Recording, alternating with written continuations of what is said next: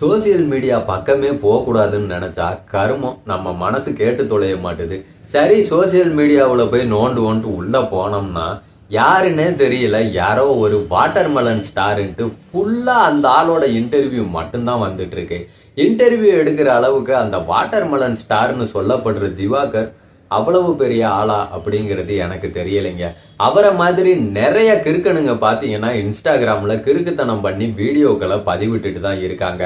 இந்த மாதிரி ஆளுங்களெல்லாம் இன்டர்வியூ எடுக்கணும் அப்படின்னு நினைச்சா பல லட்ச கிறுக்கன்களை பாத்தீங்கன்னா நம்ம இன்டர்வியூ எடுக்க வேண்டிய நிலைமை வரும். இந்த மாதிரியான ஆட்க கிறுக்குத்தனமா வீடியோ போடுறாங்க அப்படின்னா அதை கண்டுக்காம நம்ம எல்லாம் விட்டுருந்தோம் அப்படின்னாவே இந்த மாதிரியான கிறுக்கனுங்கெல்லாம் வளர்ந்துருக்க மாட்டாங்க. அந்த கிறுக்கனுங்களை மேலும் கிறுக்குத்தனம் பண்றதுக்கு நம்ம தான் உதவியா இருந்திருக்கோம். அதை போட்டுக்கிட்டு லைக் போடுறது, ஷேர் பண்றதுன்ட்டு நிறைய பேர் பாத்தீங்கன்னா இன்ஸ்டாகிராம்ல உசுரை கொடுத்து வீடியோ போடுறாங்க. அவங்களுக்குலாம் லைக்கும் வராது, கமெண்ட்ஸும் வராது, ஷேரும் பண்ண மாட்டாங்க. இந்த மாதிரி கிறுக்குத்தனம் பண்றவங்க, கவர்ச்சி காட்டுறவங்க, அந்த மாதிரியான வீடியோஸ்லாம் பாத்தீங்கன்னா உடனே ட்ரெண்டிங்ல போய் சேர்ந்துருது. ட்ரெண்டிங் ஆனதோட நிற்குதா? அது மட்டும் இல்ல, இவங்களை இன்டர்வியூ எடுக்கிறன்ற பேர்ல நிறைய சேனல்கள் அப்ரோச் பண்ணி இன்டர்வியூன்ற பேர்ல அவங்கள வச்சு இந்த சேனல்களுக்கு விளம்பரத்தை தேடிக்கிறாங்க. சமீபத்துல பாத்தீங்கன்னா கலாட்டா மீடியாவுல இன்டர்வியூக்கு கூப்பிட்டு அந்த திவாகர் அப்படின்ற ஒரு மனுஷனை. அதாவது கலாட்டா அந்த சேனல் எவ்வளவு பெரிய சேனல் அப்படிங்கிறது தெரியும். அங்க இருந்த ஆங்கரும் பெருசா எந்த கேள்வியுமே கேட்கலைங்க. நீங்க ஒரு கற்பனை உலகத்துல வாழ்ந்துட்டு இருக்கீங்களா, இந்த ஒரு கேள்வியை மட்டும்தான் கேட்டாரு. அதுக்கு அந்த கிறுக்கு ஆக்டர் என்ன பண்ணாருன்னா, நீ இப்படிலாம் கேட்க கூடாது, கரண்ட் சுச்சுவேஷன் பத்தி கேளு, அதை கேளு, இதை கேளுன்ட்டு இன்டர்வியூவை முடிச்சுட்டு வெளியே வந்துட்டாரு. வெளியே வந்ததோட விட்டாரா? அது மட்டும் இல்லைங்க, போலீஸ்ல கம்ப்ளைண்ட் வேற கொடுத்திருந்தாரு. கிறுக்குத்தனத்தோட உச்சம்னே சொல்லலாம் இத. இவரும் சம்மதம் தெரிவிச்சுதான் போயிருந்தாரு. இன்டர்வியூ எடுக்கிறவங்க என்ன கேள்வி வேணாலும் கேட்பாங்க. கேள்விக்கு பதில் சொல்ல விரும்பலன்னு சொல்லி முடிச்சிருக்கலாம். அதை விட்டுட்டு நீங்க என்ன கேள்வி கேட்குறீங்க? அதை விட பெரிய விஷயம், அவரோட ஈகோ எந்த அளவுக்கு அவரை தூண்டி விட்டு இப்படியான ஒரு வீடியோவை போட வச்சிருக்க அப்படின்றத நீங்களே இந்த வீடியோவிலையும் பாருங்க. அப்படின்ற ஃப்ராடு யூடியூப் சேனல்ல ஒரு ஃப்ராடு ஆங்கர் நவீன், அந்த நவீன் நான் போடுற காலில் உள்ள செருப்புக்கு கூட சமமாக மாற மாட்டான். அந்த ஃப்ராடு கலாட்டா சேனல் யூடியூப் சேனலோட ஆங்கர் நவீன் நான் போடுற காலில் இருக்க செருப்புக்கு கூட சமமாக மாட்டாருங்க. அந்த நவீன்றவர் யாரு அப்படின்னு பாத்தீங்கன்னா, காம இச்சைக்காக அபிராமி, குன்றத்தூர் அபிராமி பாத்திருக்காங்களா, அந்த குன்றத்தூர் அபிராமி மாதிரி நபர் தான் அந்த நவீன். ஓகேங்களா? இந்த நவீன்ற நபர் பாத்தீங்கன்னா நான் போடுற இருக்க காலில் உள்ள செருப்புக்கு கூட சமமாக மாற மாட்டாரு. என்னோட காலில் உள்ள செருப்புக்கு கூட அந்த நவீன் அப்படின்ற நபர் சமமாக மாட்டா அப்படி. ஓகேங்களா? நான் சொல்றேன், குன்றத்தூர் அபிராமியும் அதே மாதிரி இந்த நவீன் அப்படின்றவர் கண்டிப்பா நல்ல குடும்பத்திலிருந்து வந்த நபர் மாதிரி தெரியல.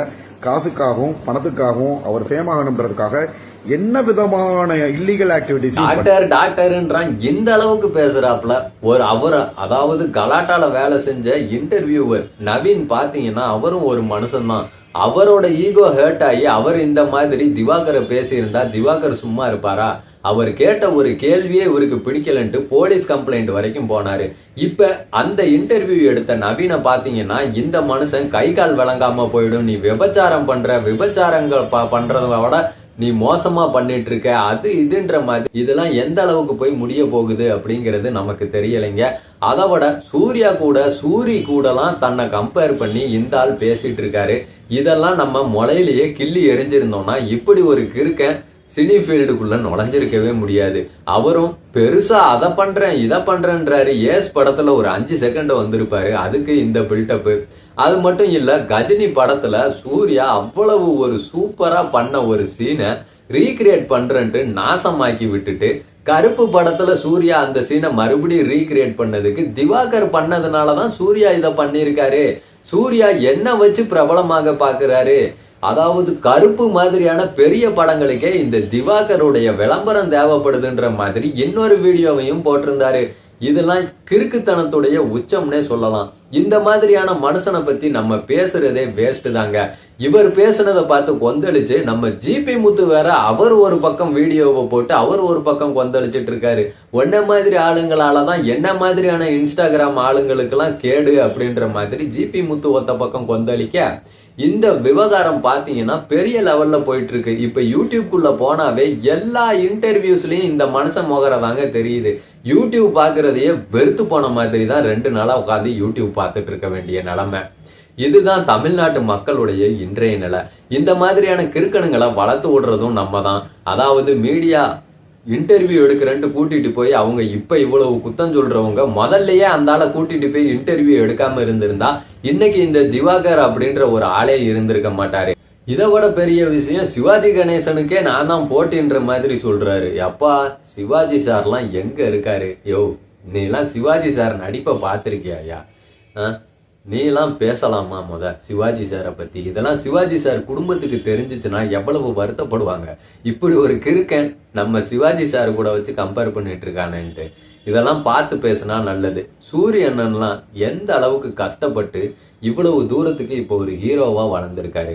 அவரை மாதிரி நான்லாம் 10-5க்கெல்லாம் வேலை செய்ய மாட்டேன் அப்படின்ற மாதிரிலாம் பேசுறது எந்த விதத்துல நியாயம்ன்றது தெரியல. இதை விட ஒரு கன்றாவியான விஷயம் என்ன அப்படின்னு பாத்தீங்கன்னா, ஜெயா டிவி பாத்தீங்கன்னா ட்விட்டர்ல கஜினி படத்துல வந்து சூர்யா வாட்டர்மெலன் சீனு, கருப்பு படத்துல வர்ற சூர்யாவுடைய வாட்டர்மெலன் சீனு, அது போக இந்த கிறுக்கன் திவாகருடைய வாட்டர்மெலன் சீனு, இதை வச்சு ஊ இஸ் ரியல் ஓஜி அப்படின்ற மாதிரி ஒரு போஸ்ட் போட்டிருந்தாங்க. இதை வந்து யாருனாலுமே தட்டி கேட்கக்கூடிய ஒரு போஸ்ட் தான். நடிகர் சாந்தனு பாக்யராஜ் அதே ட்வீட்டை வந்து ரீட்வீட் பண்ணி இது ரொம்ப தப்பு, இந்த போஸ்ட்டை டெலீட் பண்ணுங்கன்ற மாதிரி போட்டிருந்தாரு. அதே போஸ்ட்டை நம்ம இயக்குனர் வெங்கட் பிரபுவும் போட்டிருந்தாரு. அவங்க பண்ணது நல்லதுதான். ஒரு சூப்பரான நடிகர் கூட இந்த மாதிரி கிறுக்கனை வச்சு கம்பேர் பண்ணாதீங்க அப்படின்றது அவங்க மனசுக்கு தெரிஞ்சிருக்கு. அதனால அவங்க அந்த ட்வீட்டை போட்டிருந்தாங்க. உடனே அவங்க 2 பேத்துக்கும் சேலஞ்சு கொடுக்குறாப்புல இந்த கிறுக்கன் திவாகர் என்ன சொல்லியிருக்காப்புலன்னா, நான் வளர்ந்து வர்றது உங்களுக்கு பிடிக்கல, உங்க அப்பா பாக்கியராஜ் எவ்வளவு கஷ்டப்பட்டு வந்தாருன்னு தெரியும்ல, அதே மாதிரி தான் நானும் வந்துட்டு இருக்கேன், ஏன் என்னோட வளர்ச்சி உங்களுக்கு பிடிக்க மாட்டுது அப்படி இப்படின்ட்டு வெங்கட் பிரபுவையும் சாந்தனையும் வச்சு செஞ்சிட்டு இருக்காரு.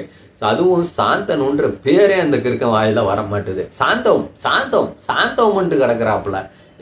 யோ, காமெடிக்குன்னா ஒரு லிமிட் இருக்கியா உன் கிறுக்குத்தனத்துக்குலாம்? இந்த அளவுக்கு மாயா கிறுக்குத்தனம் பண்ணிக்கிட்டு இருப்ப. வெங்கட் பிரபுலாம் லெஜண்டியா. அதாவது தளபதி மாதிரியான ஒரு நடிகர் விஜய் அவர்கள், சரியா, இன்னும் சினிமாவில் கடைசி 2 படம் தான் நடிக்க போறேன் அப்படின்ற ஒரு சிச்சுவேஷன்ல இருக்காரு. அவரு வெங்கட் பிரபுவுடைய கதையை நம்பி கோட் படத்துல நடிக்கிறாரு. அப்ப வெங்கட் பிரபு எவ்வளவு பெரிய கோட்டா இருப்பாரு. அவரை பத்தி நீ இப்பெல்லாம் பேசுறது எந்த விதத்துல நியாயம்? வெங்கட் பிரபுவுக்கே நீ சேலஞ்சு கொடுக்குற.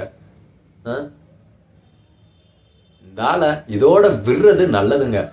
மறுபடியும் கூட்டிட்டு போய் இந்த ஆளை வச்சு இன்டர்வியூ எடுக்கிறேன், அதை பண்றேன், இதை பண்றேன், இந்த ஆளை பத்தி வீடியோ போடுவோம், அது எதுவுமே நம்ம பண்ணாம இருந்தோம் அப்படின்னாவே இந்த மாதிரியான கிறுக்கனுங்க வளர மாட்டானுங்க.